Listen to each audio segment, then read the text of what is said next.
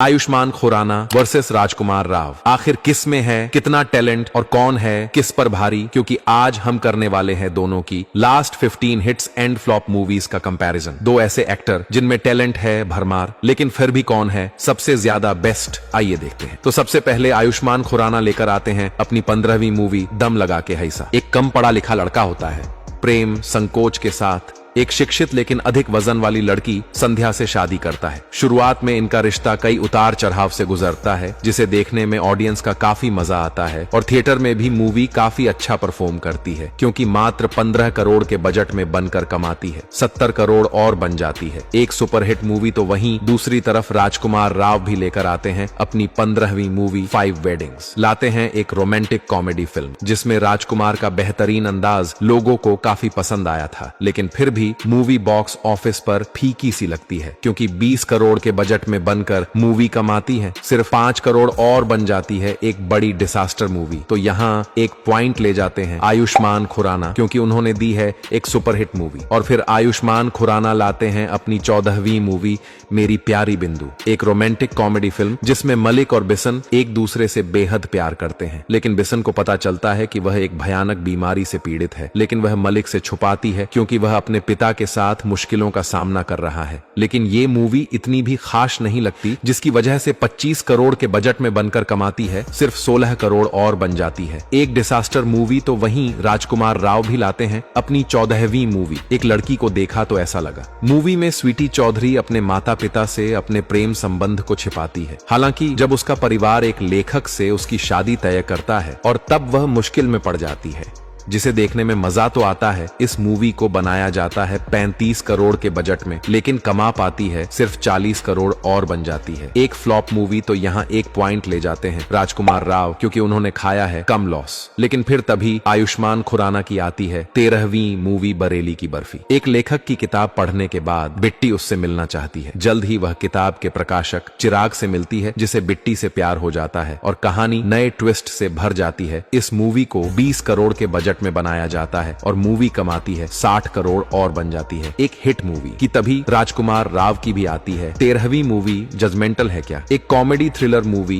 कंगना रनौत के साथ लेकर आते हैं, जिसमें एक डबिंग कलाकार बॉबी, जो बचपन में एक सदमे से गुजरी है, अपने घर का एक हिस्सा केशव और रीमा को किराए पर देती है, लेकिन वो लगातार उन पर नजर रखती है और केशव पर शक भी करती है। इस मूवी का बजट होता है 30 करोड़ और कमाती है सिर्फ 45 करोड़ और रह जाती है एक एवरेज मूवी। तो यहाँ पॉइंट मिलता है आयुष्मान खुराना को, क्योंकि उन्होंने दी है एक हिट मूवी। और फिर मन ही मन खुश होकर आयुष्मान खुराना लेकर आते हैं अपनी 12वीं मूवी शुभ मंगल सावधान। मूवी में मुदित और सुगंधा एक दूसरे से प्यार करते हैं और शादी करने का फैसला करते हैं। हालांकि शादी से पहले उनके रिश्ते में एक चुनौती भरा दौर आता है, जब मुदित के स्तंभन दोष का पता चलता है। आपको बता दें, इस मूवी का बजट होता है 25-65 करोड़ और बन जाती है एक हिट मूवी। तो वहीं राजकुमार राव भी लेकर आते हैं अपनी 12वीं मूवी मेड इन चाइना। लाते हैं एक कॉमेडी ड्रामा फिल्म जिसमें रघुवीर अपने हर व्यवसाय में असफल होता है। कोई अन्य विकल्प न होने के कारण वह नए अवसरों की तलाश में चीन जाने का फैसला करता है, और शायद इसी वजह से मूवी लोगों को पसंद नहीं आती, क्योंकि 25 करोड़ के बजट में बनकर मूवी कमाती है सिर्फ 16 करोड़ और बन जाती है एक डिसास्टर मूवी। तो यहाँ एक पॉइंट लेकर जाते हैं आयुष्मान खुराना, क्योंकि वो दे चुके हैं एक हिट मूवी। लेकिन फिर आयुष्मान खुराना लेकर आते हैं अपनी 11वीं मूवी अंधाधुन। क्राइम सस्पेंस थ्रिलर में लगाते हैं कॉमेडी का तड़का, जिसमें आकाश दृष्टिहीन होने का नाटक करता है। जब वह एक पूर्व फिल्म अभिनेता की हत्या होते हुए देखता है, तब अनजाने में कई समस्याओं में उलझ जाता है,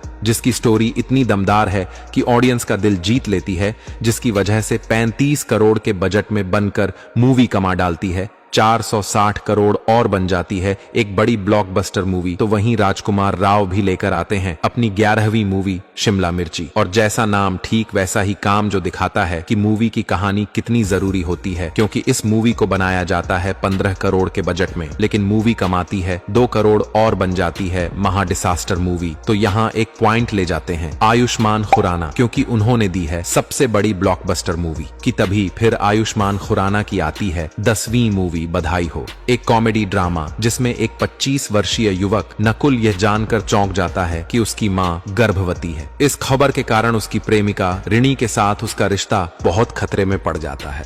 कहानी में है इतना मजा कि आपको कुर्सी से उठने नहीं देगा। इस मूवी का बजट होता है 30 करोड़ और मूवी कमाती है 220 करोड़ और बन जाती है एक ब्लॉकबस्टर मूवी। कि तभी राजकुमार राव की भी आती है 10वीं मूवी रूही। एक हॉरर कॉमेडी के साथ आते हैं बॉक्स ऑफिस पर, जिसमें रूही के शरीर में आ जाता है राक्षस, जिसे निकालना होता है मुश्किल। और लोगों को भी ये कहानी इतनी पसंद नहीं आती है, क्योंकि 25 करोड़ के बजट में बनकर मूवी कमाती है 28 करोड़ और बन जाती है एक फ्लॉप मूवी। और फिर से पॉइंट ले जाते हैं आयुष्मान खुराना, क्योंकि उन्होंने दी है एक ब्लॉकबस्टर मूवी। और मन ही मन खुश होकर आयुष्मान खुराना लाते हैं अपनी 9वीं मूवी आर्टिकल 15। एक ईमानदार शहर का पुलिस अधिकारी जाति आधारित भेदभाव के कारण ग्रामीण भारत में उत्पन्न हुए अपराधों को सुलझाता है और लोगों की सोच में परिवर्तन लाता है। आपको बता दें, इस मूवी का बजट होता है 30 करोड़ और बॉक्स ऑफिस पर कमाती है 90 करोड़ और बनती है एक हिट मूवी। तो वहीं दूसरी तरफ राजकुमार राव भी लाते हैं अपनी 9वीं मूवी बधाई दो, एक कॉमेडी ड्रामा फिल्म जिसकी कहानी में होता है दम, लेकिन फिर भी मूवी रह जाती है पीछे, क्योंकि 25 करोड़ के बजट में बनकर कमाती है सिर्फ 30 करोड़ और बन जाती है एक फ्लॉप मूवी। तो यहाँ पॉइंट मिलता है आयुष्मान खुराना को। कि तभी आयुष्मान खुराना की आती है 8वीं मूवी ड्रीम गर्ल, एक रोमांटिक कॉमेडी ड्रामा जिसमें करमवीर को एक महिला की आवाज में बात कर सकने के कौशल के कारण एक कॉल सेंटर में नौकरी मिल जाती है। उसके कई ग्राहकों को उसकी मीठी आवाज से प्यार हो जाता है, जिसके कारण वो मुसीबत में फंस जाता है, जिसे देखते ही लोग अपनी हंसी पर नहीं कर पाते हैं कंट्रोल। और इस मूवी को बनाया जाता है 30 करोड़ के बजट में और मूवी कमा डालती है 195 करोड़ और बन जाती है एक ब्लॉकबस्टर मूवी की। तभी राजकुमार राव की भी आती है 8वीं movie hit the first case, एक क्राइम थ्रिलर के साथ मारते हैं बॉक्स ऑफिस पर। एंट्री जो होती है तेलुगु फिल्म का हिंदी रीमेक, और शायद इसी वजह से 30 करोड़ के बजट में बनकर मूवी कमाती है सिर्फ 12 करोड़ और बन जाती है एक डिसास्टर मूवी। तो फिर से यहाँ पॉइंट ले जाते हैं आयुष्मान खुराना, क्योंकि उन्होंने दी है एक ब्लॉकबस्टर मूवी। और फिर आयुष्मान खुराना लेकर आते हैं अपनी 7वीं मूवी बाला, एक और कॉमेडी ड्रामा जिसमें एक युवक बाला के बाल समय से पहले ही, जिसके कारण उसे समाज में अवहेलना झेलनी पड़ती है, जिसके ट्विस्ट को देखने में ऑडियंस का काफी मजा आता है, जिसकी वजह से 30 करोड़ के बजट में बनकर मूवी कमाती है 165 करोड़ और बन जाती है एक सुपरहिट मूवी। तो वहीं राजकुमार राव भी लेकर आते हैं अपनी 7वीं मूवी भीड़, जिसमें कोविड-19 महामारी के दौरान एक पुलिस अधिकारी को प्रवासी श्रमिकों को सीमा पार करने से रोकने का काम सौंपा जाता है। और ये मूवी कोविड की तरह ही लोगों को पसंद नहीं आती है, क्योंकि 25 करोड़ के बजट में बनकर मूवी कमाती है सिर्फ 5 करोड़ और बन जाती है महा डिसास्टर मूवी। तो यहाँ फिर से पॉइंट लेकर जाते हैं आयुष्मान खुराना, क्योंकि राजकुमार राव ने तो दे डाली है एक डिसास्टर मूवी। और फिर आयुष्मान खुराना लाते हैं अपनी 6ठी मूवी शुभ मंगल ज्यादा सावधान, एक रोमांटिक कॉमेडी फिल्म जो होती है शुभ मंगल सावधान का सिक्वल, जिसे मेकर्स बनाते हैं 25 करोड़ के बजट में। और मूवी लोगों को भी आ जाती है पसंद, क्योंकि कमाती है 85 करोड़ और बन जाती एक हिट मूवी को। तभी राजकुमार राव भी लाते हैं अपनी 6ठी मूवी श्रीकांत। ये एक जीवनी पर आधारित फिल्म है जो दृष्टिबाधित उद्योगपति और बोलेंट इंडस्ट्रीज के संस्थापक श्रीकांत बोल्ला के जीवन पर आधारित है, जिनके किरदार को राजकुमार राव बखूबी निभाते हैं और मूवी को बनाते हैं 35 करोड़ के बजट में। और ये कमाती है 70 करोड़ और बन जाती है एक हिट मूवी। तो यहाँ दोनों को मिलता है बराबर पॉइंट, क्योंकि दोनों ने दी है इस बार हिट मूवीज। और फिर आयुष्मान खुराना लेकर आते हैं अपनी 5वीं मूवी चंडीगढ़ करे आशिकी, जिसमें मनु और मानवी के प्यार में बाधा आती है जब मनु को मानवी के गहरी व्यक्तिगत कहानी का पता चलता है। हालात बदतर होते हैं जब मनु का परिवार शामिल होता है, जिसे देखने में लोगों को कुछ खास मजा नहीं आता है, क्योंकि 40 करोड़ के बजट में बनकर मूवी कमाती है 40 करोड़ और बन जाती है एक फ्लॉप मूवी। तो वहीं दूसरी तरफ राजकुमार राव भी लेकर आ जाते हैं अपनी 5वीं मूवी मिस्टर एंड मिसेज माही, एक रोमांटिक स्पोर्ट ड्रामा फिल्म जिसमें महिमा और महेंद्र की कहानी देखने में आता है थोड़ा कम मजा, और शायद इसीलिए 40 करोड़ के बजट में बनकर मूवी कमाती है 50 करोड़ और बन जाती है एक फ्लॉप मूवी। तो यहाँ दोनों ले जाते हैं बराबर पॉइंट, क्योंकि दोनों ने दी है इस बार फ्लॉप मूवीज की। तभी फिर आयुष्मान खुराना लाते हैं अपनी 4थी मूवी अनेक। इस बार करते हैं कुछ अलग और लाते हैं एक एक्शन थ्रिलर फिल्म जिसमें बन जाते हैं एजेंट अमन। लेकिन फिर मूवी ऑडियंस को नहीं आती पसंद, क्योंकि 40 करोड़ के बजट में बनकर कमाती है सिर्फ 12 करोड़ और बन जाती है एक डिसास्टर मूवी की। तभी राजकुमार राव भी लाते हैं अपनी 4थी मूवी स्त्री 2, एक हॉरर कॉमेडी कॉमेडी फिल्म जिसमें श्रद्धा के साथ मिलकर बॉक्स ऑफिस और सरकटे के उड़ा देते हैं फ्यूज, क्योंकि मूवी को बनाते हैं सिर्फ 80 करोड़ के बजट में और मूवी कमा डालती है 880 करोड़ और बन जाती है एक ब्लॉकबस्टर मूवी। तो यहाँ एक पॉइंट ले जाते हैं राजकुमार राव, क्योंकि उन्होंने दी है सबसे बड़ी ब्लॉकबस्टर मूवी। लेकिन फिर आयुष्मान खुराना की आती है तीसरी मूवी डॉक्टर जी, एक कॉमेडी ड्रामा फिल्म जिसमें एक मेडिकल कॉलेज के स्त्री रोग विभाग में एकमात्र पुरुष और मेडिकल छात्र उदय गुप्ता अपनी हिचकिचाहट के कारण कई हास्यप्रद स्थितियों का सामना करता है, जिसे देखने में मजा तो आता है। आपको बता दें इस मूवी को 35-45 करोड़ और बन जाती है एक एवरेज मूवी। तो वहीं राजकुमार राव की भी आती है तीसरी मूवी विकी विद्या का वो वाला वीडियो, जिसमें विकी और विद्या अपने खोए हुए सेक्स टेप की तलाश में लग जाते हैं, जिसमें उन्हें कई मुसीबतों का सामना करना पड़ता है। इस मूवी का बजट होता है 25 करोड़ और ये मूवी कमाती है 60 करोड़ और बन जाती है एक हिट मूवी। तो यहाँ पॉइंट लेकर जाते हैं राजकुमार राव, क्योंकि उन्होंने दी है एक हिट मूवी की। तभी फिर आयुष्मान खुराना लाते हैं अपनी दूसरी मूवी एक्शन हीरो, एक एक्शन कॉमेडी फिल्म लाते हैं जो ऑडियंस को नहीं आती है पसंद और बॉक्स ऑफिस पर गिरती है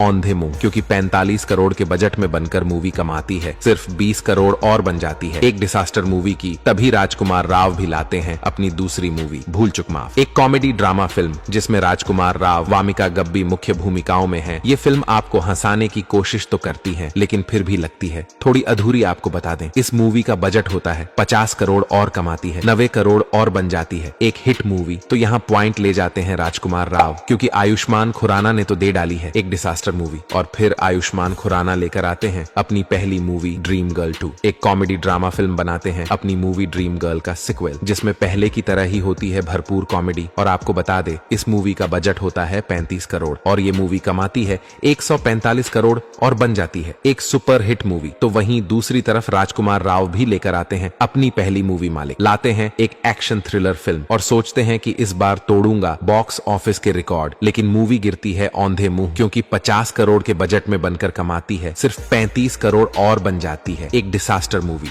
तो यहाँ पॉइंट ले जाते हैं आयुष्मान खुराना, क्योंकि उन्होंने दी है एक सुपरहिट मूवी। तो दोस्तों यही है इन दोनों टैलेंटेड सुपरस्टार की last 15 hits and flop movies. अब आप लोग बताओ इन दोनों में कौन है विनर और कौन है आपका फेवरेट एक्टर, आयुष्मान या फिर राजकुमार? कमेंट में जरूर से बताकर जाना।